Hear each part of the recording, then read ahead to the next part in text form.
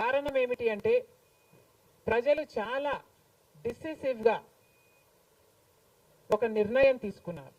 మాకు మార్పు కావాలి అన్న నిర్ణయం ప్రజలు తీసుకున్నారు కాబట్టే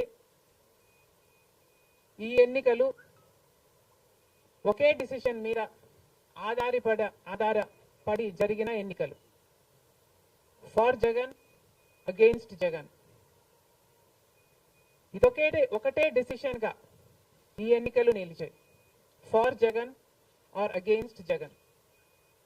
అగెయిన్స్ట్ జగన్ అన్న మార్పు కావాలి అన్న ఈ గట్టి డిసిషన్ ప్రజలు తీసుకున్నారు కాబట్టి ఈరోజు వాళ్ళ ఓటు వేస్ట్ కాకూడదు అన్నట్టుగా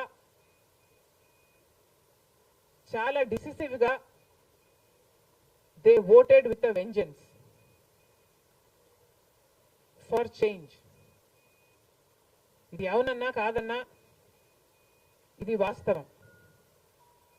కేవలం అంత గట్టి నిర్ణయం ప్రజలు తీసుకుని మార్పు కావాలి అన్న అంత గట్టి డిసిజన్ తీసుకున్నారు కాబట్టి ఇన్ ద ప్రాసెస్ ఈరోజు కాంగ్రెస్ పార్టీ కూడా అనుకున్న మేరకు పర్ఫామ్ చేయలేకపోయింది. కాంగ్రెస్ పార్టీ కూడా కేవలం నెల రోజుల ముందు సర్వే చేస్తే Congress party vote share between 6 to 7% ఉంది. దాన్ని మేము కష్టపడి పనిచేస్తే నేనే స్వయంగా 64 కాన్స్టిట్యుయెన్సీల్లో క్యాంపెయిన్ చేయడం కూడా జరిగింది.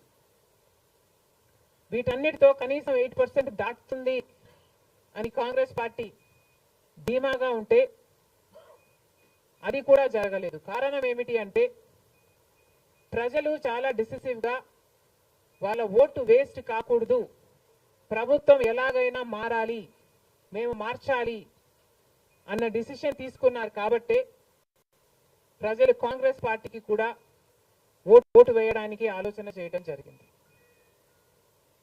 ఏది ఏమైనా